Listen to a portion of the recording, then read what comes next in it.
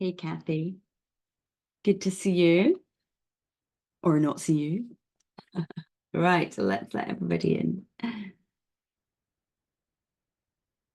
Hello, everybody. Come on in. Come on in. Day 3. Here we go. Hey, Rick. Glad you can make it back. Clyde, lovely to see you. Nancy, great to see you too. Yvette, yay. Chrome Oxide. Wonder if one day, Chrome Oxide, you will reveal your name. Right, everybody's making their way in. That is great that you're able to be back with me today. I know sometimes, a whole 5 days, it's a lot of time, whole 5 hours in the week. So I appreciate those of you who are able to make it live. But I've been able to see that a lot of people have been able to catch up on the replay. So that is good as well.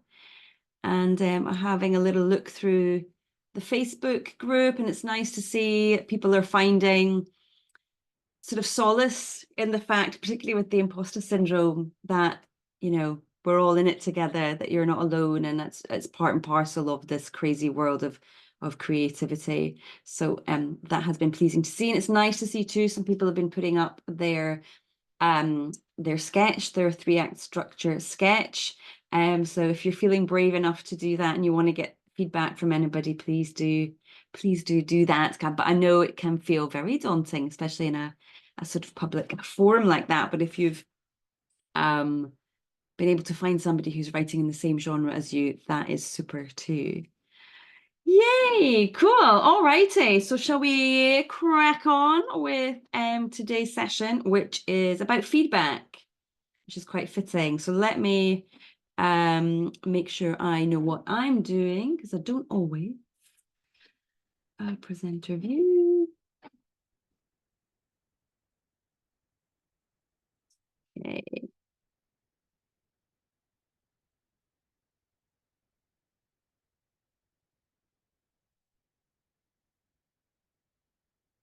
Yeah, I think this is the right one.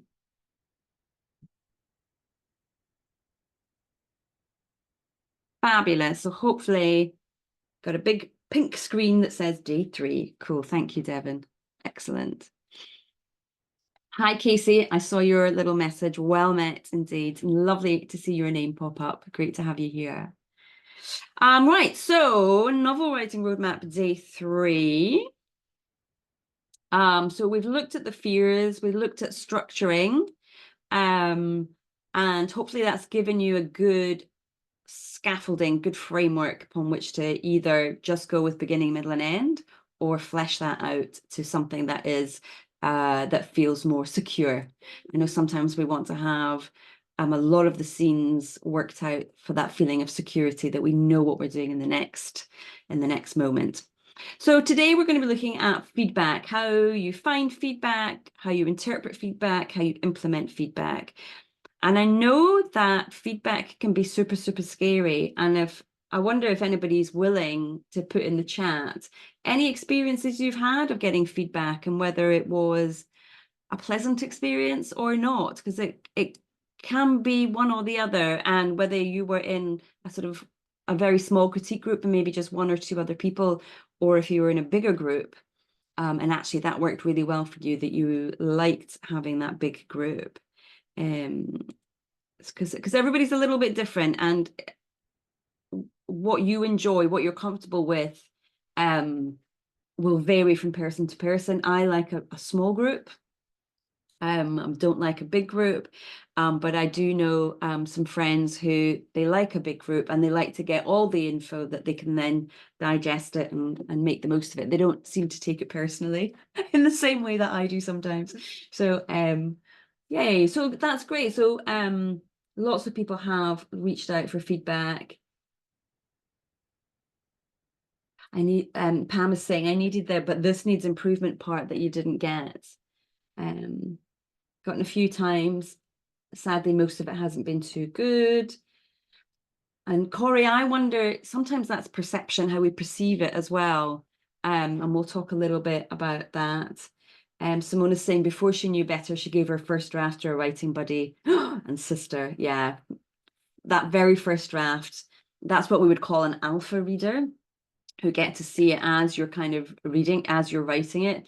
And that tends to be somebody, yeah, that you absolutely trust, and who understands that this is very, very rough and you're just figuring out the story.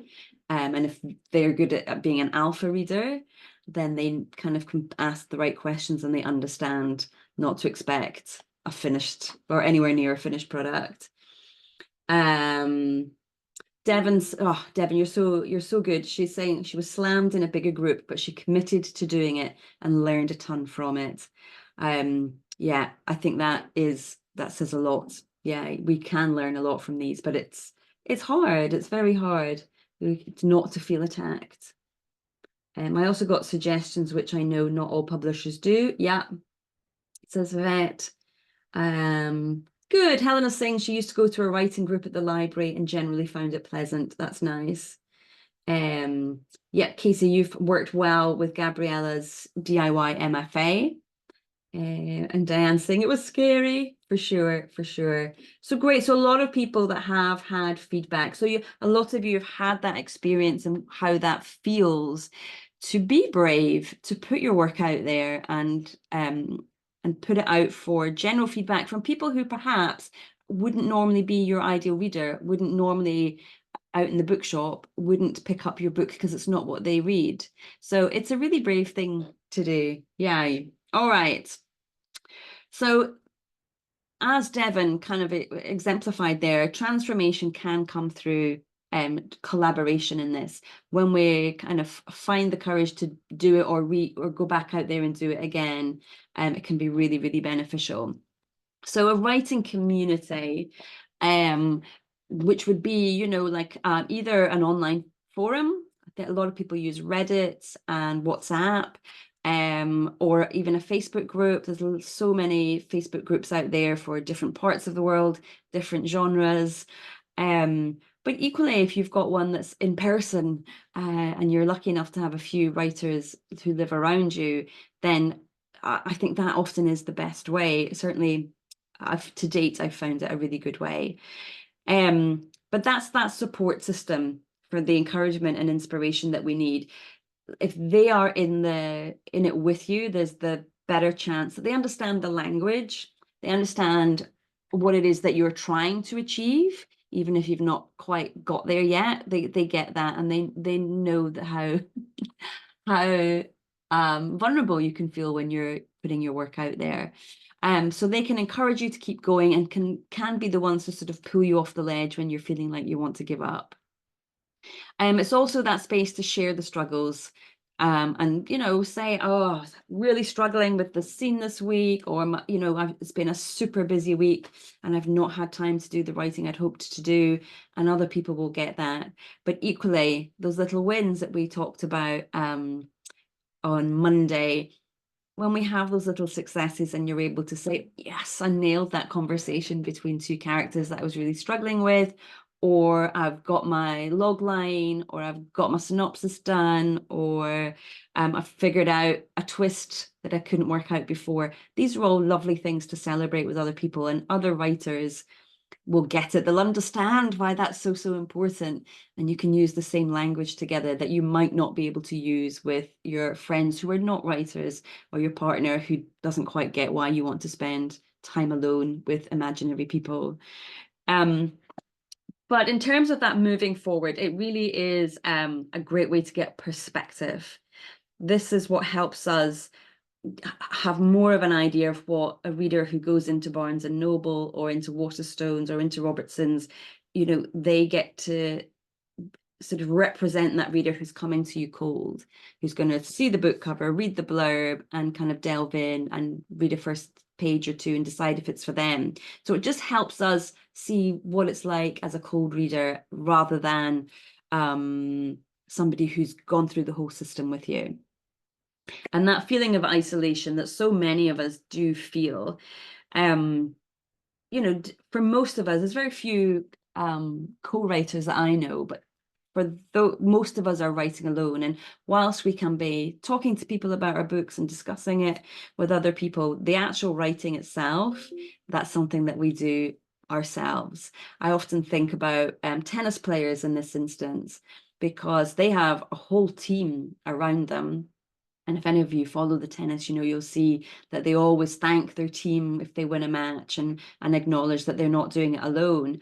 But when it comes to it, they're the one who has to be on the courts in front of thousands of people. They're the ones who have to have that mental rigor and that determination and that resilience to get to the end of the match.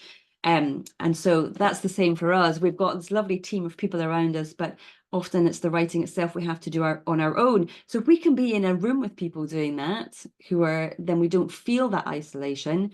And I've been amazed, and I don't know if anybody else has felt this, even being in a writing group online, even being in a Zoom room with other people, I have found that to be amazingly comforting as well, and has reduced that isolation in so many ways. I didn't think at first that would be possible over a screen, but I've certainly found that it's been hugely helpful. So if you haven't tried doing it online, I do recommend giving it a go. So that's some of the really strong parts that comes with having a writing community. Now, depending on your personality, as I mentioned before, it might be that you like having, a bigger group. There might be 10 of you. It might be that you're a little more, you actually work better with smaller groups. And so maybe there would just be 1, 2, maybe 3 other people maximum who you absolutely trust and feel safe with and feel confident that you can share something without feeling foolish. So you could have a go with both, or you might know which one already is best for you. So that's a sort of writing community, a writing group. But equally, shout out for book coaches here, of course, which I am one, but this is a really valuable resource for many people. So you're a coach that you work with, particularly if you're working with them over a period of time and not just in an ad hoc way, but they really can be that mentor for you. They really can be that guide throughout the whole process. What I've discovered is that being a coach and also working with a coach it's not just about the words on the page that we work together on, but actually when I am feeling like I hate this book, I'm fed up with this story, I just don't want to do it anymore, no one's going to like it, it's so boring, they're there to guide me through that emotional side of it as well, which, as I'm sure all of you have experienced, is real ups and downs. It's an absolute roller coaster. Sometimes you love the book that you're writing, you're really enjoying the process, and then there's other times it feels nigh on impossible and you think, why am I doing this? So mentor as well as a guide on the story itself. And what I enjoy about this is you do get that personalized feedback. That person is reading your work, they're reading your pages, they're getting to know your character, they're understanding your goals as well, what it is that you're trying to achieve with this book. Yes, on the kind of big eventual publication side of it and how you're going to do that. But also, we were talking yesterday about what the character wants. They can help you kind of figure out those goals as well for that particular book. What is it you're trying to say and how are you going to say it? The accountability, 100% keeps you on track. Guidance on craft and overcoming the challenges, that's that cheerleading side of it. And great for brainstorming as well. If you have, that you've got a twist that you need to add into the story, or you've got your character into a situation, you're not quite sure how they're going to get out of it, a coach can be a super resource to work on that with you. And they're not necessarily going to give you the answer, but they'll brainstorm with you, which will spark the answer as well. So yeah, a coach is ideal for writers who feel stuck and really want that tailored support. You've maybe done a lot of writing groups and now actually you're feeling, I want to have someone work just with me. I want their attention. I want that VIP treatment. So where can you find a coach? Coaching is a sort of relatively new industry. It's a relatively new job. It's something that previously would have been done by an agent and by an editor. But just changes in the publishing world means that that's not always available to debut writers. So you're ideally going to be looking for somebody who does specialize in your genre, or your writing goals. So it might be you're writing fiction, and so you want someone who understands the specific genre that you are working in: romance, thriller, romantasy, sci-fi, whatever it might be. But equally, if you are writing a memoir or you're writing a non-fiction book, the goals that you've got for that book are going to be quite different. It might be that, I'm trying to think now. So it might be that you're writing a self-help book or a sort of business book that's in conjunction with your business. And so you're looking to use that as a way to spread the word about what it is that you do. If it's a memoir and it's about helping people learn about a health condition, say, then your goals and who you're trying to speak to are going to be quite different to if you're writing a romance story. So a coach who specializes in that can really, really help with that. So you can go to places like Readsy, Author Accelerator, who certified me. They have both fiction and non-fiction sides. And then also looked on LinkedIn. That's a great place to find writing professionals who can help you either with the coaching, or if you're writing non-fiction and you want to do a book proposal first before you go out and look for a publisher, there's people out there who can help you do that. Readsy is a great place as well. I've found a lot of professionals on Readsy to help me, both kind of not so much for coaching, but editing and book cover design. So it's a really good resource there. And they have a free formatting tool. I think someone was talking about formatting the other day, that they were a bit nervous about that. So they've got a free tool there. Always ask for either a testimonial, or maybe if it's an editor, then maybe a sample kind of how they edit, how they work. Get to know them. This is the thing that I think is the biggest bit of advice I can give to anybody. You know, all coaches have a level of expertise, and they will share that with you. They have a level of understanding of the craft that they will share with you. But what I kind of think is more important than that is that you like the person, or you trust the person, because you're going to be sharing your manuscript with them. They're going to see pretty early drafts. They're going to be feeding back to you. They might be giving you feedback you're not keen on. And so it needs to be somebody you feel comfortable and secure with, so that should they give you feedback that's not particularly positive, you trust them and you know that it's coming from the right place, it's coming from a good heart. And so so it's going to reduce that feeling of defensiveness. It's going to reduce that feeling of being upset with them, and just being able to take it for what it is, which is neutral feedback on trying to make your manuscript better. So I often say that how the relationship that you have or how you feel about them, that's more important than any qualification that they've got. You're going to work with them for a long time, so you want to make sure that you feel comfortable with them and you like the way they communicate. I'd say that's very, very big. So get on their mailing list, see what they're doing, look on YouTube, Facebook, wherever they are active, and get a feel for them and see what they say. So yeah, testimonials, samples, get to know them, someone who aligns with your vision and your communication style, for sure. So another way as well to get feedback, if you're a little bit further down the line, is to be looking for those beta readers, which in my experience can be difficult to find initially. But you're ideally looking for fellow writers, but who are in your genre, who understand what it is you're trying to do with your book, and who can ask really good questions because they understand they're in it with you.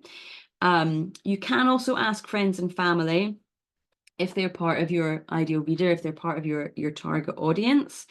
It's a little bit, I'm sort of on the fence with the friends and family, but I thought I would put it in there because some family members, some friends can be really good beta readers. They understand that they're not doing you a favor if they just say they love everything, and they're willing to read the book, and they're willing to ask questions of the manuscript and tell you when they got confused or they got lost or when something didn't make sense. So you need to use your discernment in there about whether you want to kind of put this on them. Again, local writing meetup groups, and then there's some other online services. I put Scribophile and Critters there. Another one that I have used is Book Sirens as well, but I've used them a lot further down the line when I'm kind of looking for reviews before the book goes live. But you can find people there as well. And I should mention Critique Circle, which I don't know why I didn't put that there. Critique Circle, they're really good, and I used them in the early days as well. I'm going to just put in let me say this first. Yeah. So working with the beta readers, it's really important to set a deadline with them and give them very, very clear expectations of what you need from them. So even if it's friends and family, try to kind of put on this is a professional thing. This is your writing. You've spent a lot of effort, a lot of time, a lot of energy on this. This is something very important to you, and you want them to treat it as such and show it the respect that you are giving to it. You can share a summary of it. You've maybe got a blurb that you've been working on that you can share with them and let them know who it's intended for. And that will hopefully help them kind of self-select as well. If you're using an online forum, they can self-select themselves. You've worked on this book for a long, long time. You know it. You know where, and it's funny, it's often the case that when somebody gives us feedback, we go, oh yeah, I know you're right about that. Yeah. So we often know where we're falling down. We often know where we need a little bit of help. So if you can notice those points, be specific with the questions that you want to ask them. Do the opening 2 chapters, do they intrigue you? Is there enough tension in there? Have I set the world up? I'm not sure about my midpoint. Do you think there's enough of a change halfway through the book? Is that clear that something has shifted? Do you like the character? Do you think the character is well-rounded enough? How does the end of the book work? So anything that you know that you're maybe needs a bit of work, be specific about those questions. And that's really helpful for your beta reader, because then they know how best to help you, because they do want to help you. If they're going to take time to read the book, then they will want to help you.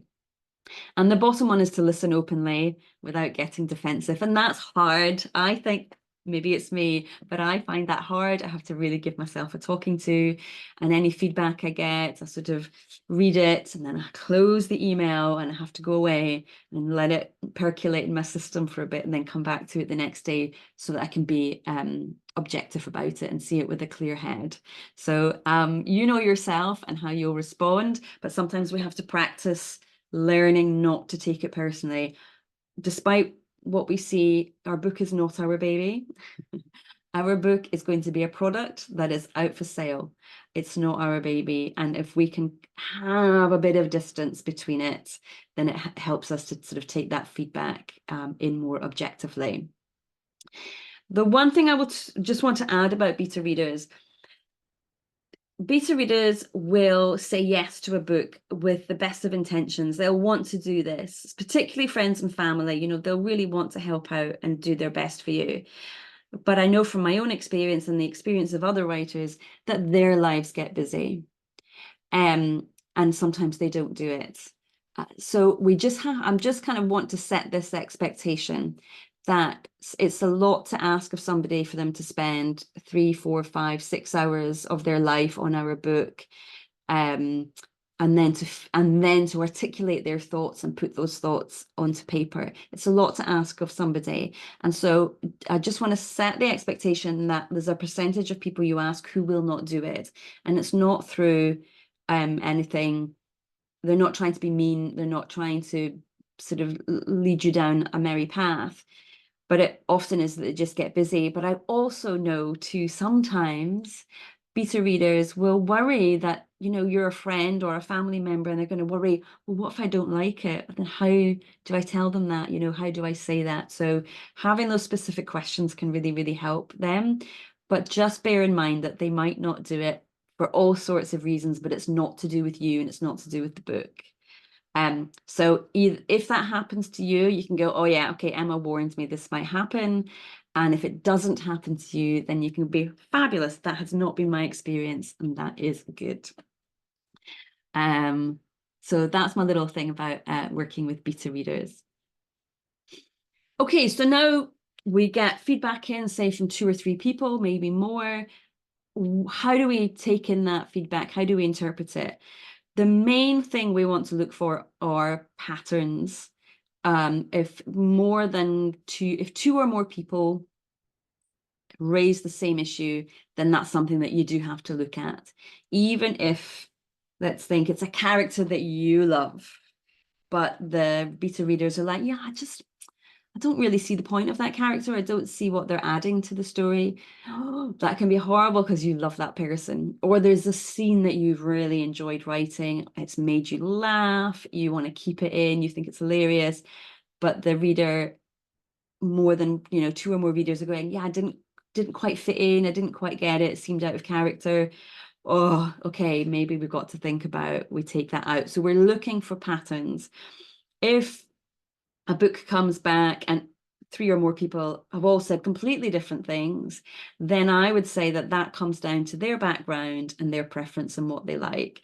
And you get to be discerning in that instance about what you agree with and what you don't agree with.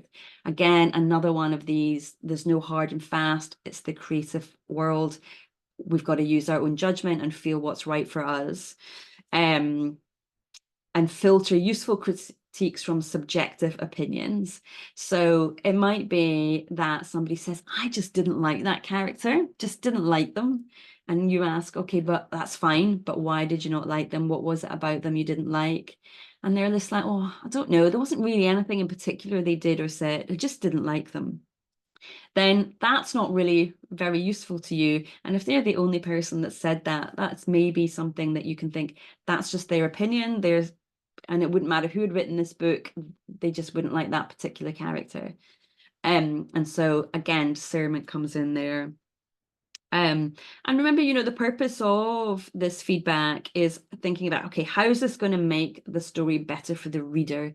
Because although we spend, years writing this book, and as the writer, we want to create this amazing book, it's hard. We've got to remember that actually, ultimately, it's not for us, it's for that reader.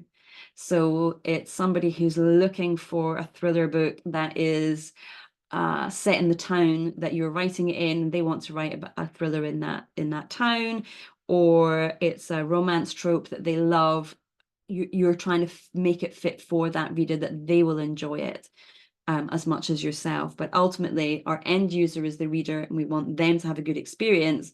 So they will come back and read our book 2 and book 3. So it's never personal. If it ever becomes personal, then there's something going on there that's not about the book. But it's to strengthen this for your audience so that they love it. Okay, so how do we implement that? We've received the feedback, we're kind of digesting it and thinking about it. How do we now start to incorporate those changes into the book? So first of all is, think about the ones that are aligning with what it is that you were trying to do with the book, the goals of the character. Did they fit in with those goals and what your character wants? If it's not, then we can dismiss it.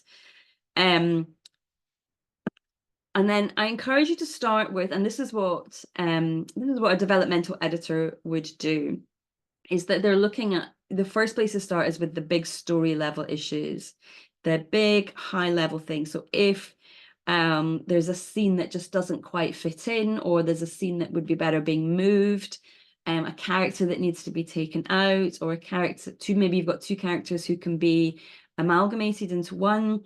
Whatever those big story level issues are, those are the ones you start with. You want to make sure that whole structure is in place, that you've got the plot line working smoothly, and then you've got the character arc underneath that in aligning with that plot line as well that we talked about yesterday. So those are the biggest things to start with.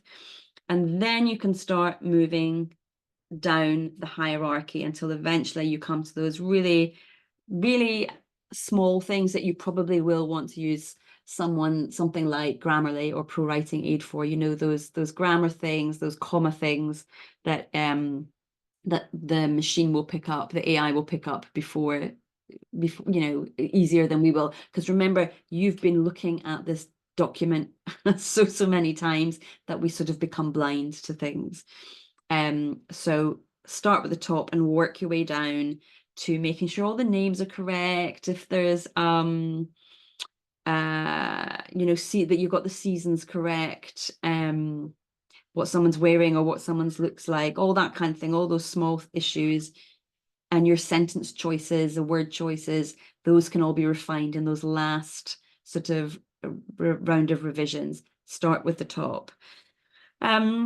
Maintaining your voice and style, you know, sometimes it's easy to be swayed by what a critique partner or a critique group are saying, and want to kind of take on board what they've said, but then sometimes we end up kind of hearing their voice in our heads. So try and not to do that. Try and make sure that any suggestions you're bringing in that they've made, you still keep your voice and your style.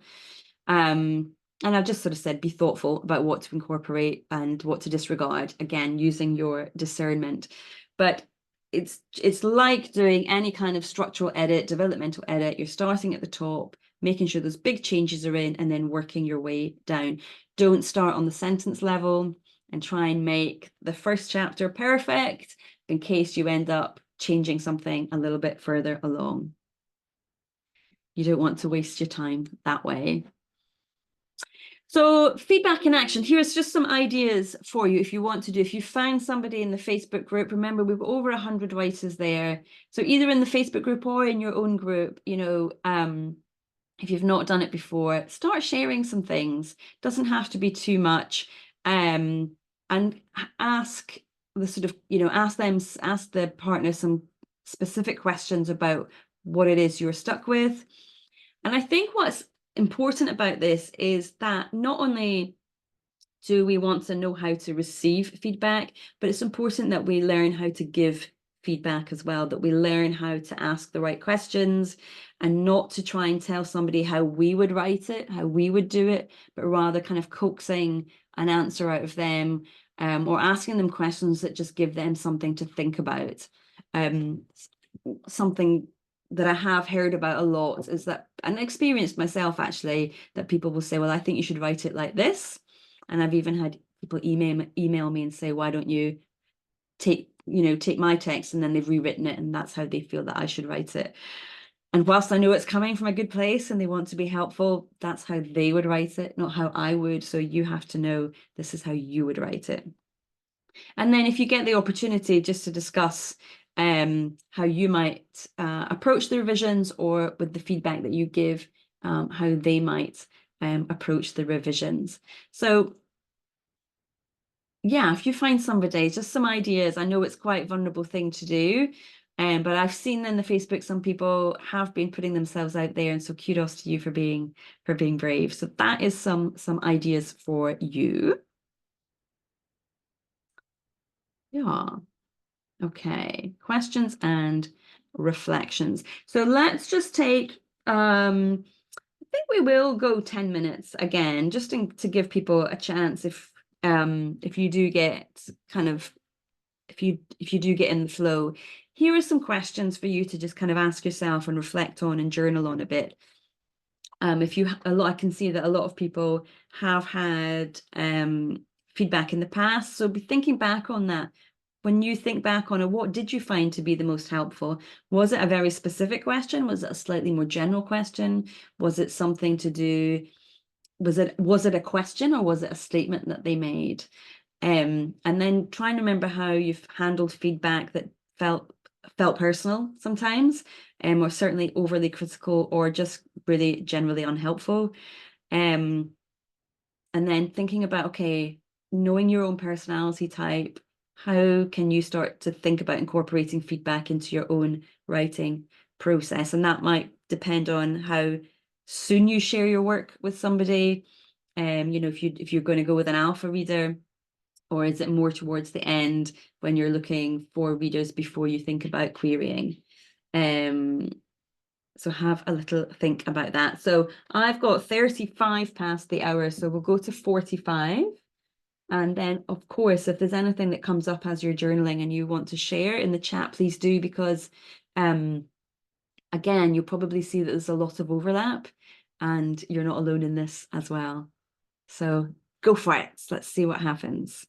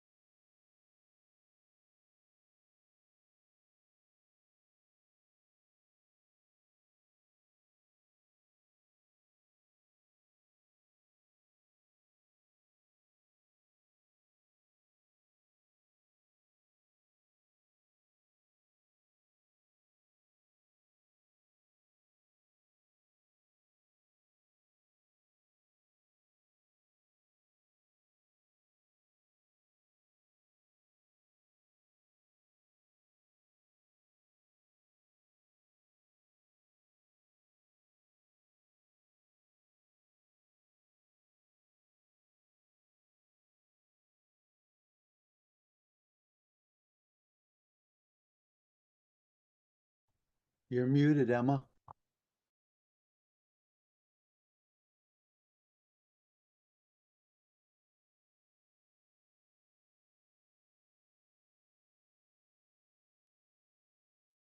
Emma, you're muted. We can't hear you. Thank you, Devin. Thank you.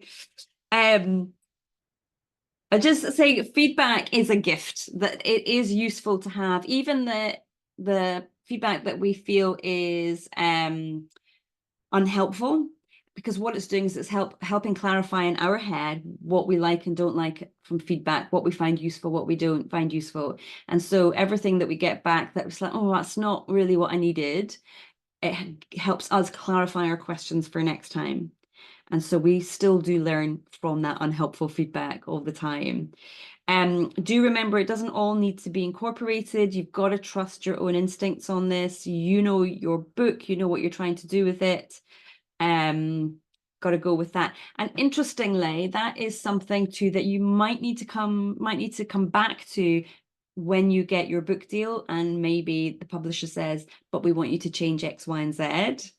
And you might be like, oh, I don't think I want to change that. And so you might have some decisions to make there too. So trust your instincts, be strong in them.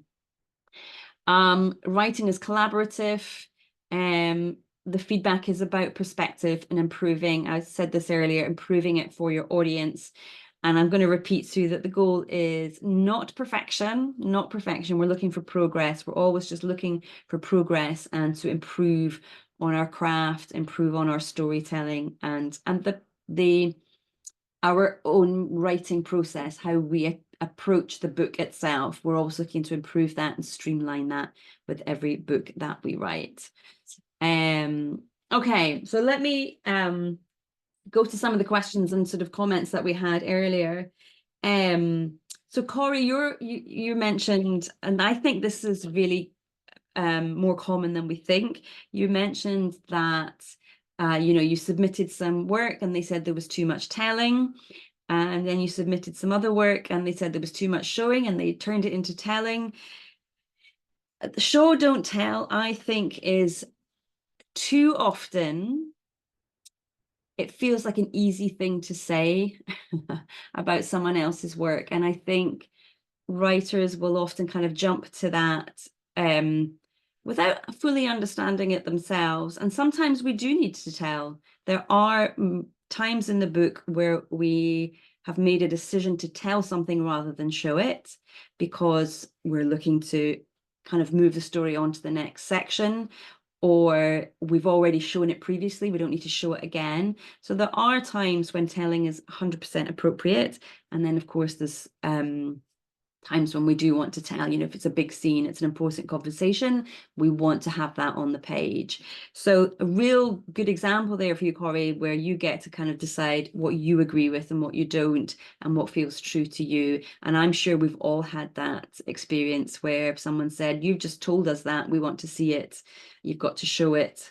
And they might be right in some instances, but there might be a choice that you've made to say, no, I've already shown it here, I'm going to move it on, or I need to jump to the next scene and get, because I need to think about the pace on this.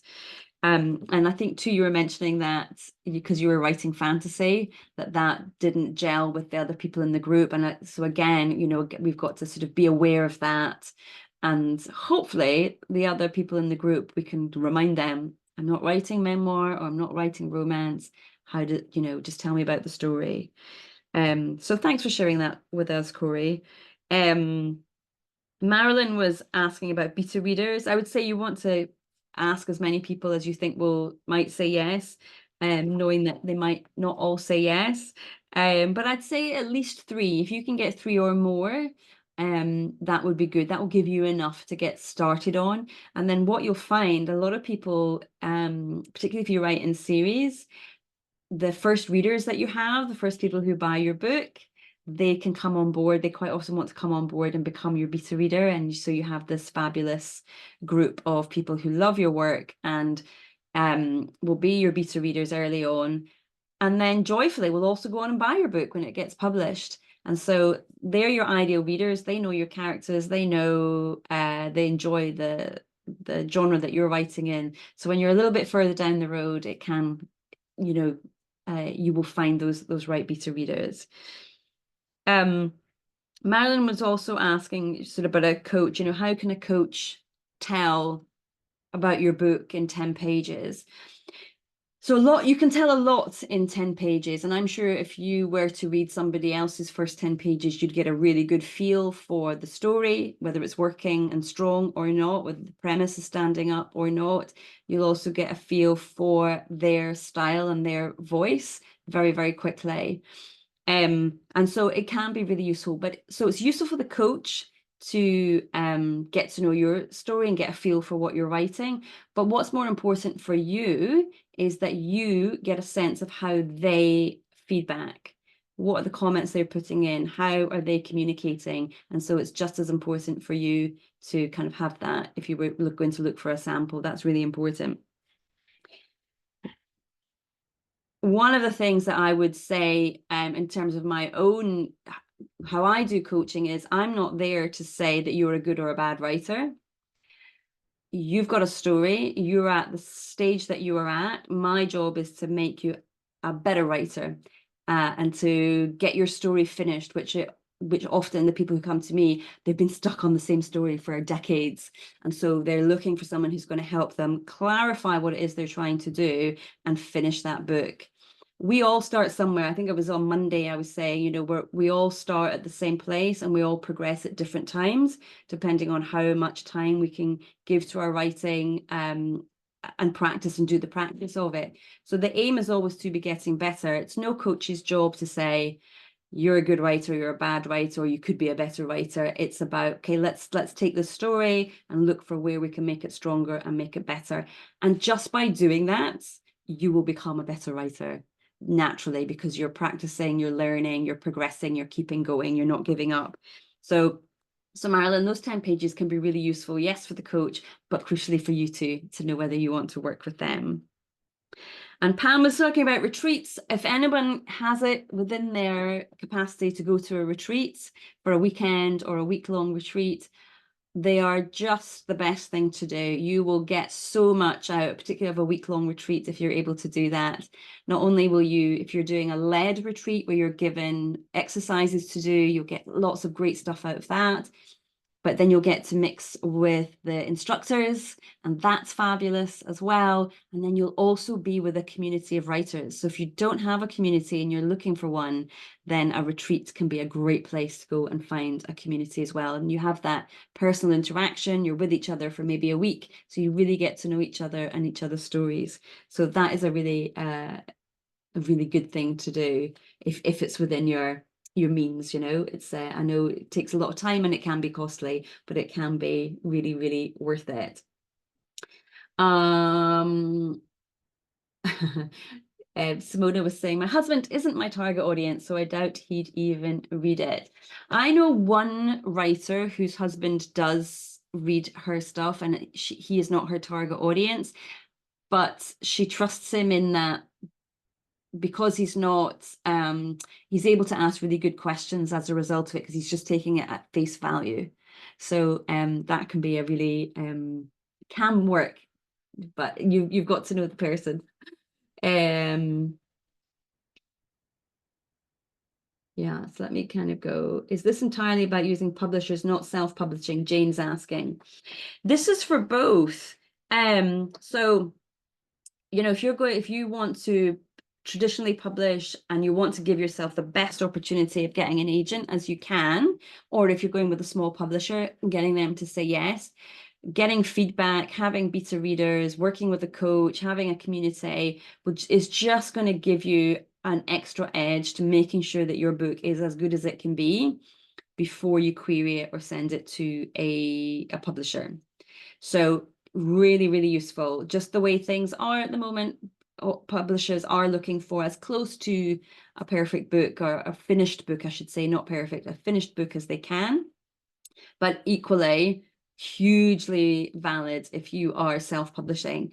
You can, of course, put a book out without getting any beta readers or without having it looked at, but I would caution against that, because even, you know, as a self-publisher, you want to build a readership, you want to build a fan base, you want people to enjoy the book and they'll come back and read the second book, and that they'll put a 5-star review, 4-star review, and say good things. So doing all of these things, getting that feedback, even though it's daunting, will help you in the long run to make sure that you've got a book that you are proud of, and that you know you've put out the best piece of fiction or memoir or non-fiction that you can, and that readers are going to enjoy it and want to come back for more.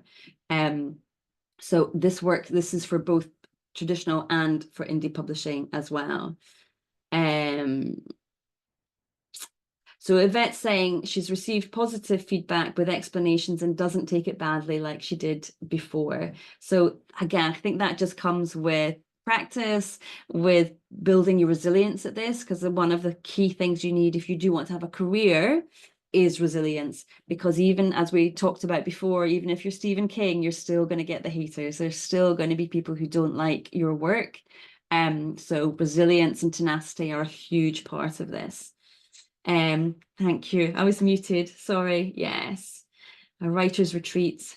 Arvon have them. Yeah, Marion, Arvon have them as well. I think they're UK based, but they are super. They do and have really good food. That's one of the other things about retreats. They often have fabulous food. Yeah. Yeah, so don't be afraid to reach out. If you've been putting it off, don't be afraid to reach out to people. Somebody, I can't remember who it was it Marion actually, who said you need looking for a sensitivity reader. Readsy, I think, have sensitivity readers. And Akoshua Brown, who was in the Be a Bestseller Summit, she talked about this as well. So she would be a good person to get in touch with, and she'd be able to help you with that, I am sure. Cool. Okay. Well, we are just about at the top of the hour. And I'm just looking if there's any more questions. Oh, good. Simona's saying, Corey, she writes fantasy. Maybe you guys can connect. That would be great. Marion writes historical fantasy. Yeah. Cool. Oh, I hope that comes together. Lovely. Cool. Brilliant. Thank you very much for coming today. So I hope that was useful, and I hope for those who have been put off getting feedback in the past might be re-encouraged to try it again and know that there's some good stuff out there, and even the negative stuff we can still learn from and still benefit from. We just got to take a few deep breaths and we'll get there. All right, so tomorrow, I've forgotten what it is tomorrow. I think it is editing and then paths to publication. I think that's right. So I will see you all tomorrow, and yeah, thanks very much. I'll see you then. Take care.